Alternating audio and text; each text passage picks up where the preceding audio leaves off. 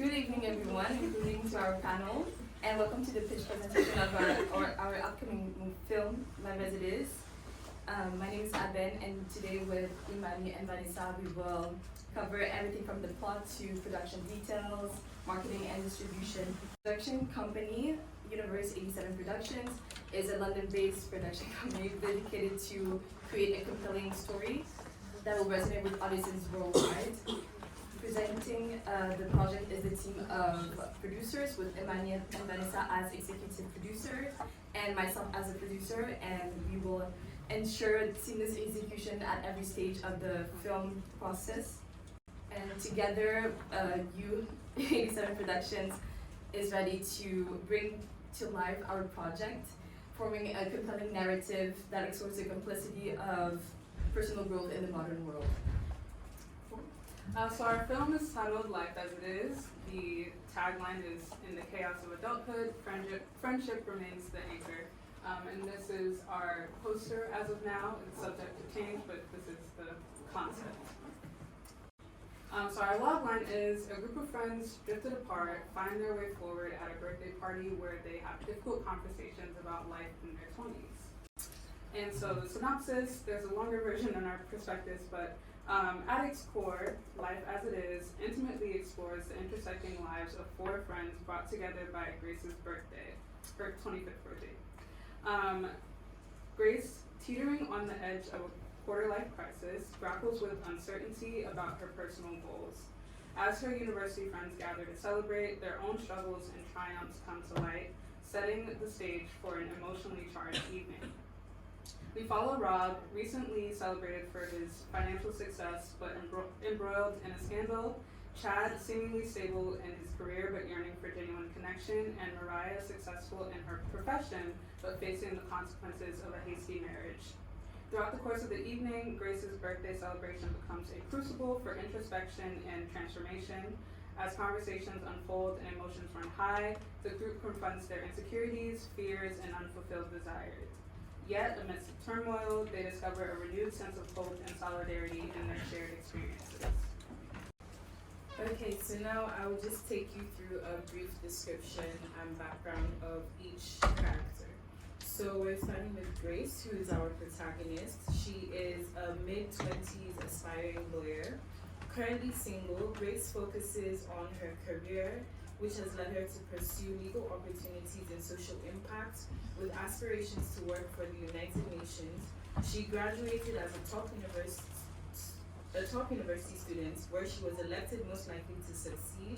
Grace comes from a supportive family background, and her talents lie in her intelligence and determination to make a difference in the world. Going on from Grace, I'll be speaking about Chad. Chad is an investment banker in his mid-20s. He's currently single, and Chad's professional success contrasts with his struggles in his personal life. He has a career-driven mindset, which has led him to prioritize his work over forming meaningful connections.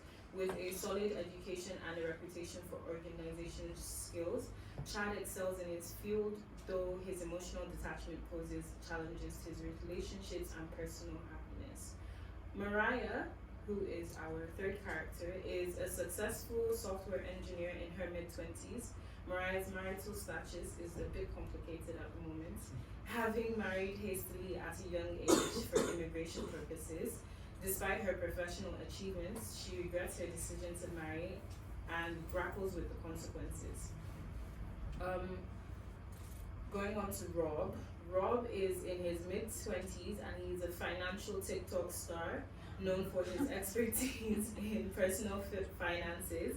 Rob's current residence reflects his success with a comfortable lifestyle befitting his social media fame. However, despite his financial success, Rob's impulsive nature and bad financial habits often leads to challenges. Now I will be discussing our crew. Okay. So starting off, I will be speaking about Imani. Imani has background experience as an associate producer of a documentary which involved doing research on legislation in Washington, D.C. She also has background experience in editing interview transcripts and being an on-set production assistant. She has experience in journalistic writing, editing, so she'll be one of the editors of the script. She also has some film editing experience from previous modules. Emmanuella has taken a directing course in film school and also a short course on script writing, so she will be one of our directors. Haben has experience as a writing contributor for a legal online blog, experience in music theory and analysis, as well as collaborating on fashion creative projects, which include photography, styling, and helping with production. She also has over a decade of experience in music interpretation, where she played for 5 years in a youth symphony orchestra. Very impressive, right? So, as one of the other directors, I'll talk about me. I have experience as a current creative director, a fashion stylist working with artists and photographers. I also have experience acting in plays as well as taking part of the Cheltenham Festival and Victoria College of Music and Drama examinations, with previous experience and current as a social media marketing manager for plays as well as various organizations. I will also be working as a director, costume designer, writer, actress, and executive producer. Okay, David has an extensive background experience in screenplays, direction, and cinematography, so he will also be assisting as one of the writers in the film. And Josel has done a bachelor's in mass media and has experience in editing a few videos and music for small firms, so he will be our sound mixer. Rija has a background as a social media manager and model, but however, on this part, she will be working on our costume design. So our teams draws inspirations from iconic cinematography and color palettes found in popular TV shows. The camera technique that we're mainly inspired by are the 360 shots used in the circle scenes of that 70s shows, where the technique used creates a sense of companionship amongst the characters. We will show you an example of how it is used, but just to give you a bit of context, these circle moments are very repetitive across the series, and they're very iconic part of the shows because it's a space where characters interact with each other. Now, a key element with those circle scenes is that the characters partake in the consumption of marijuana, so that's why it adds this element of comedy to the shows. But for our film project, we wouldn't want our characters to be under the influence, but using this camera technique can really give us a great basis on showing that this is a safe space for the characters to talk about their struggles while supporting each other. Crap, it's almost time for me to go get my shots. God, why do I have to get shots anyway? So I get yellow fever. I could use a little color. You guys, this might be our last circle together. We're growing up. I mean, these two have jobs, and Eric is off to start his life, and I'm doing more shaving than ever. Eric, I know you're scared of getting your shots, so I'm gonna be a pal and get them with you, because I owe you for that time that I chucked that dead raccoon at you, and then it turned out to not be dead, and then it bit you, and then you kicked it back at me, and then it bit me, and then we both had to go and get rabies shots. Remember on the way to the hospital, Kelso saw that dog and he jumped out of the car because he wanted to go pet it, but he forgot the car was moving, he broke his arm. It was the funniest, bloodiest, most rabies-filled day ever. Look at us. Best friends offering to help each other. You know, we always have to remember this moment.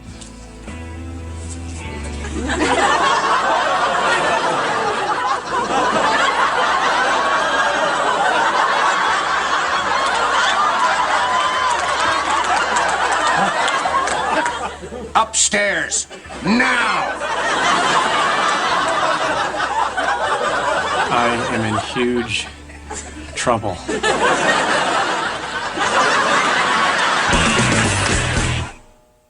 As you can see, this 360 shot does provide, they're really chosen to centralize the audience attention by having a constant change of perspective while maintaining the essence of the narrative. And through the incorporation of this camera technique, we aim to capture the essence of our characters' journeys while also maintaining the attention of our audience. Some other visual inspirations we have were from shows like Insecure and I May Destroy You. Insecure in particular was praised for its use of color and the way that it lit like black and brown skin. So with our cast of black and brown people, we hope to use like the vibrant colors, combining warmth and cool tones to really evoke a dynamic and contemporary visual style.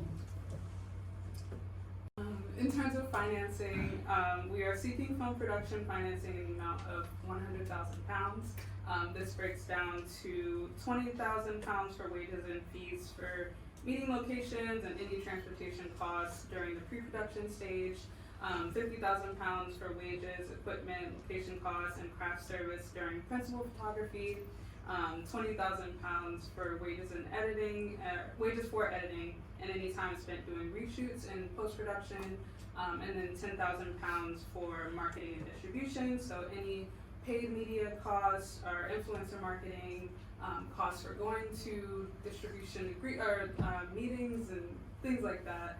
And then we've also discussed having potential business partnerships with a local bakery that might provide a cake that we use in our film, or including an independent beverage brand, or an event space that we film in. So the percentage of profits for those things would be discussed later on. And then as far as revenue breakdown or revenue projections, we project that our film will make $150,000 in year one, and then $75,000 in year two, and then $50,000 in year three. This revenue would come from streaming platform license fees, advertising revenue from YouTube ads, social media revenue, for example, if we post a viral TikTok, and merchandise sales, which we'll get into later as well. Delving into the rights surrounding the short film, U87 holds the exclusive rights in different aspects such as screenplay, market, merchandising, distribution. When it comes to music and soundtrack, the production company has secured the rights to use the music from the original soundtrack that will be composed by myself. So essentially, as the music composer, I would own my rights. And it is essential to also recognize the contribution from our writers, producers, directors, and they will be credited as co-authors of their respective works.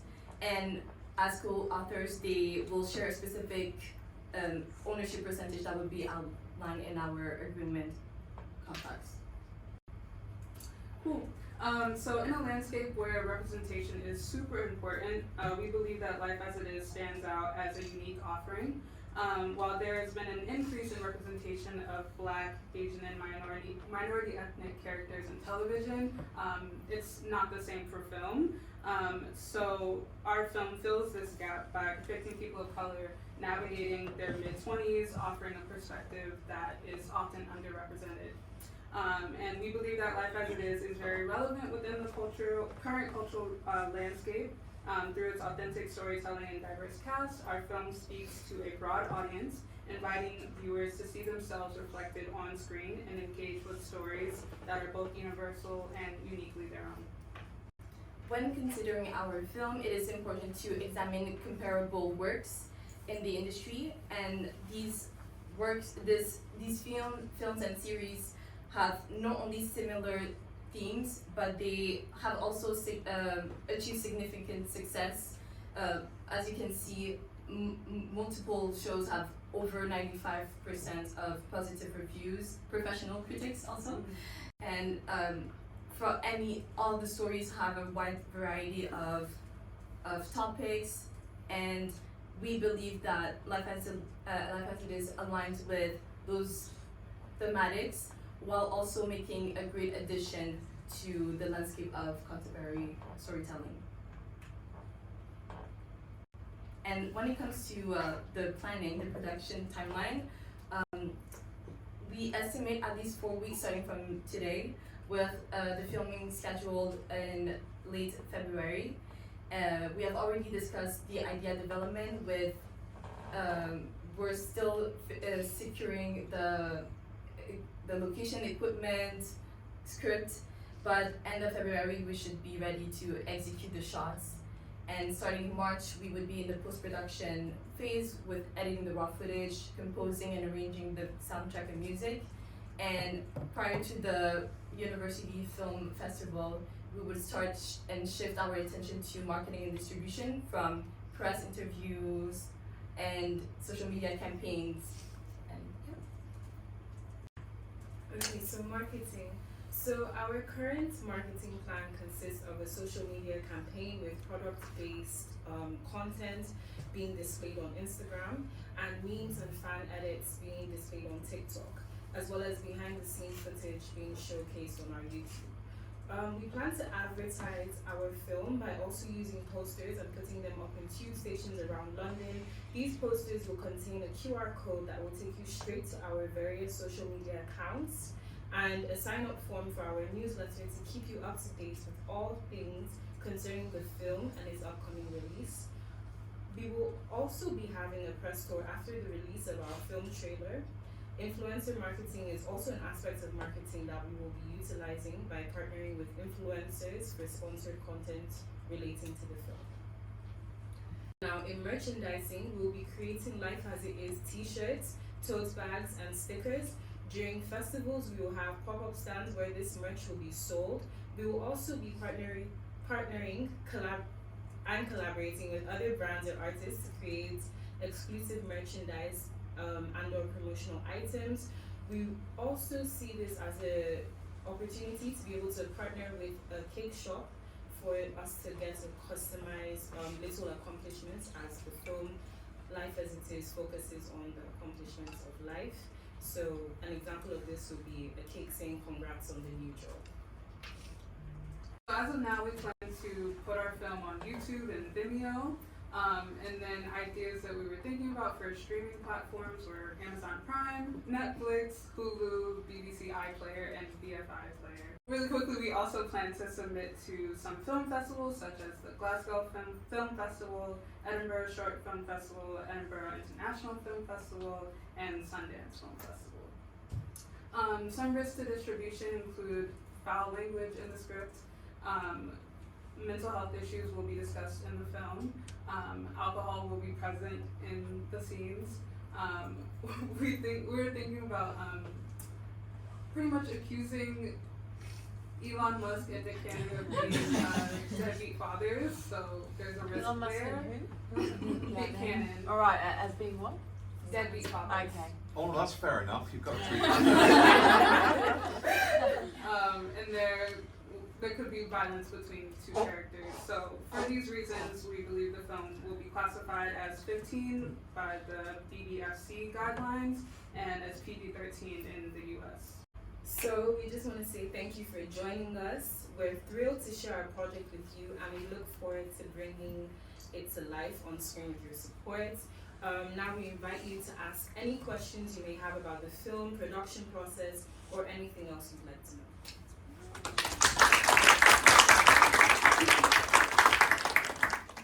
Regarding your music, you said that you're owning the rights to your music, but just giving the rights to use the music yes. to the company. Yes. So you're not creating the soundtrack for the company. This is a completely independent soundtrack, and you're just licensing it to the company. Is that it? Yeah, so I am creating the music and soundtrack for the movie, and as the music composer, it would be in my best interest to still own the rights. Yes. That's So the question. so with licensing and agreements, I would just grant the rights to the production company. Now, it's still in the talks, but there might be other people collaborating in the music. So that's also why it can be also tricky if the production company were to own everything, and also if it would be possible to, I don't know, use the music for other projects, it would be outlined in the contract to not be in any conflict within the production. Right, that is valid from you as an artist standpoint, but like from the production company, like if that's the case, then your scriptwriters would want to keep their work, and there are lots of people that you employ to make a film, and if all of them want to own their own rights and just license it, that would create a problem for you as a production company, no? But that's why, like I said, it would be like within the agreements to, for example, if it would be the possibility to use the music to outline if it would be in conflict or not with the project with the production company. Okay, yeah. I mean, that's great from your point of view, but like from your production company, y'all might have. Oh no, I agree with what she's saying, because essentially what we're going to be doing is that each person who is contributing to the film will have a contract that will outline what will be used and what will not be used, and exactly what they have the rights to in terms of coming into this contract to work for this time period and to like deliver their services for this film. I've got the solution to your problem. Because if I were to invest, I'm very interested in owning the music. So I would probably invest if you assign the copyright to my investment company. That's bankers sitting in Canary Wharf. So I want to own the copyright in your music. Can you? And then we might talk later about the writing stuff as well. So would you be willing to part with your creative talent or money? I mean, how much do you want to invest?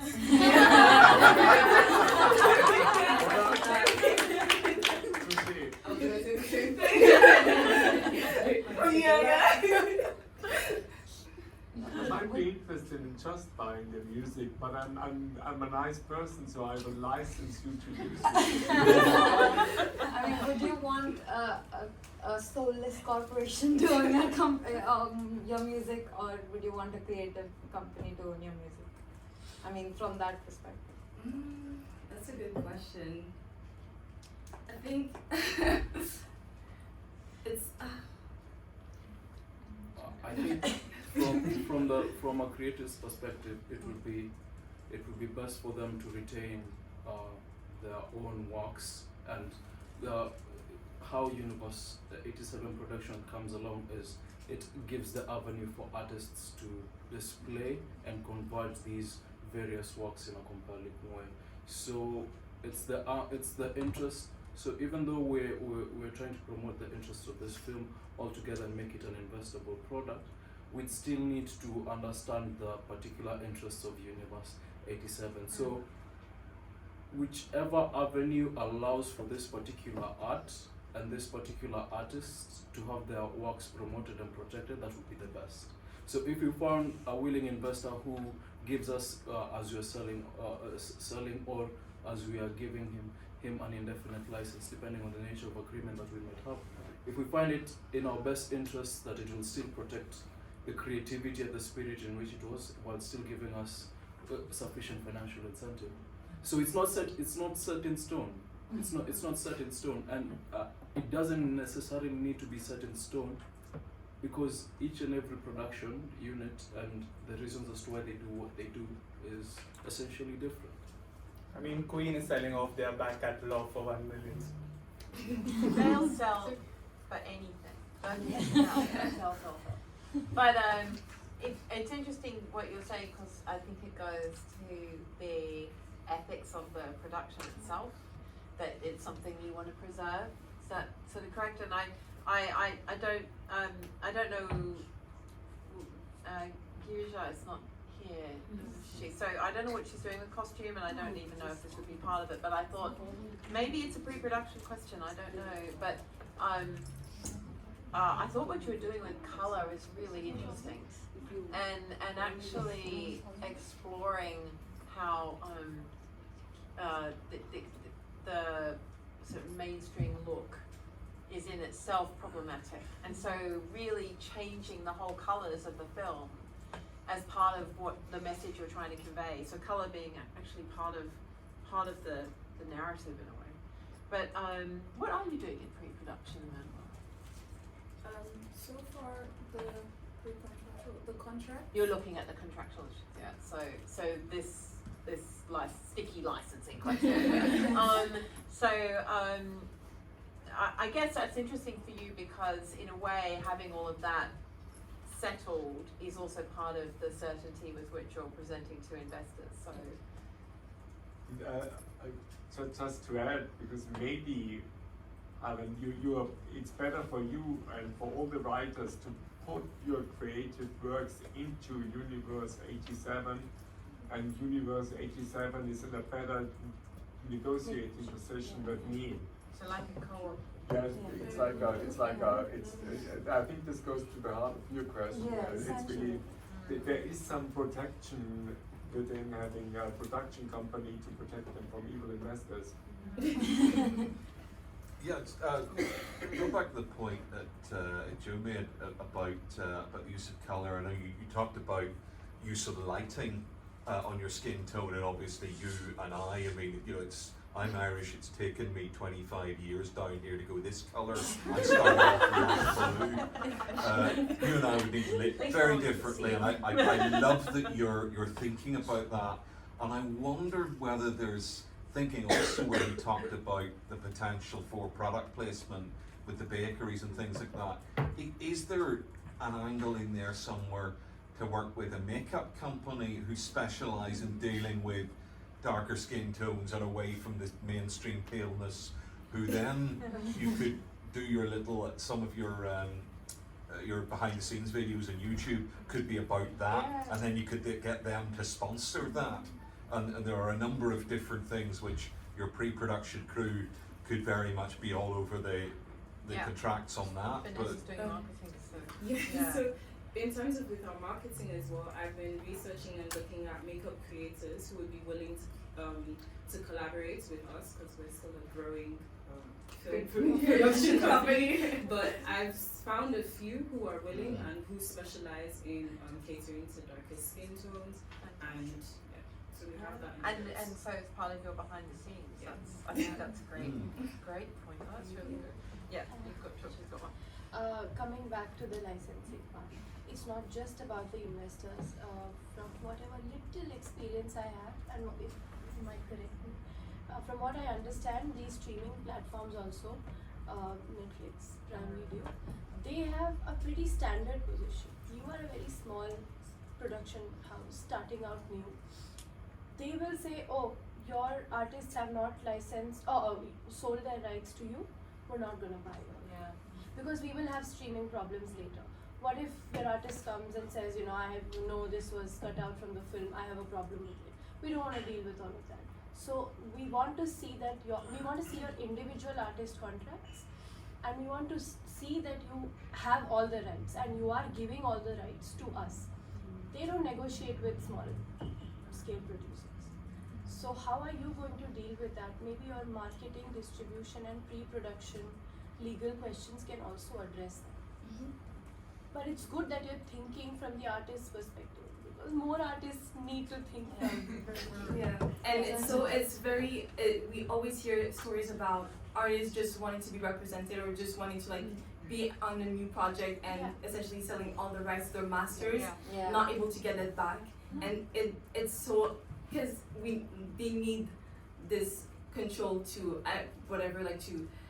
for more creative input. I mean, Theuri is leading the way with owning the rights, and more new artists are really trying to maintain that they establish, they own all the rights, and I think that's very important to consider. I've seen contracts that say to an extent that, you're an artist, give up your moral. You are giving up your moral rights. That doesn't even make sense, but that's what these platforms want. So how are you going to deal with all of that? So I think that there's a way where we can make sure that the production company and the artist are both comfortable with the terms of the contract, because most times I find that, like she said, they always the artist would always hand over their rights, and then in the future there's always a problem.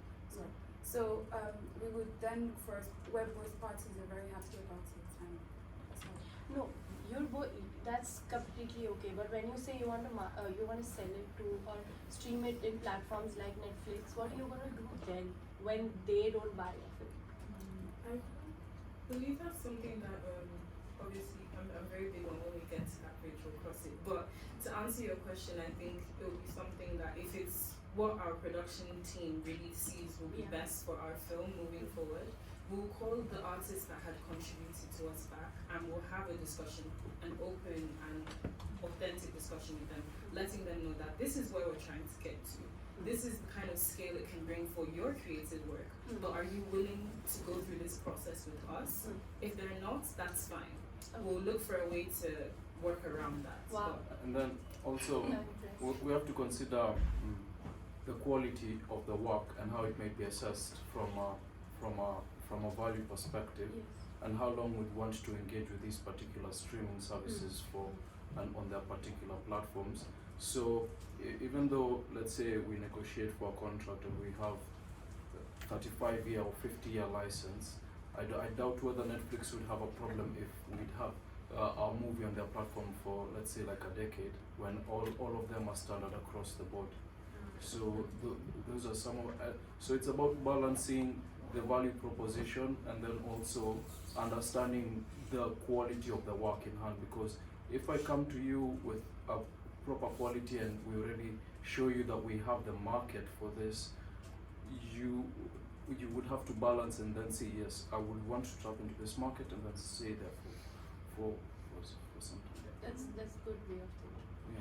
I'm sorry, I have a question. Yeah. So did you say that most times streaming platforms would not allow a movie, a production company to put up for the artists to retain their music? Yeah. So I was asking because this was last year where we were working on a project where I was working previously, and it was also for so they had used music for a film, and we had to contact the production. But then they did refer us to the artist, that the artist still had the rights to music, so we had to go to the artist. What And this rights? was on To YouTube. what extent are you allowed to have the rights? And music is probably something different. I don't have much experience in dealing with a music creator, but I do have experience dealing with the actors. They're in the last ladder of the. So that's what I'm saying.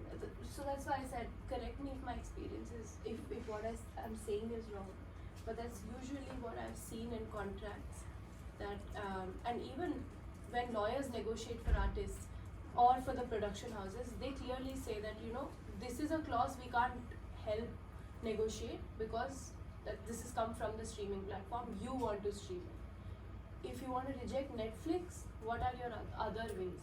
Because if Netflix says no, we're not going to take it if the artist has rights. Maybe like what she said about reviewing the contract with the artist as and when that they cross that bridge. You can actually put in a review clause in your contract that says that 24 months after the contract, the parties come back to review the agreement. So it contractually obligates both parties, because later on the artist can just say, no, I'm not going to, so you can obligate both parties to come back to the table and renegotiate, which would be better off for the artist to get a little more out of the deal, because they're giving away everything. So so they renegotiate the whole contract. So that can be a. This might be problematic for me as an investor. Whilst this would be fair, sorry, fairness has nothing to do with it. Sorry, I'm no illusion, but it's for me as an investor. I don't want the contracts to be renegotiated in 2 years. I want to own it now. And my experience, Trupti, as representing artists who are young artists, we go through the contract and I explain, dear composer, this is not good, this is not good, this is bad, or the money is ridiculous. This means that you are doing a work for hire which doesn't apply in the UK. this is where you sign, please. Because reality is, I have to explain to the composer if they are starting. It's not like Paul McCartney or Rolling Stones.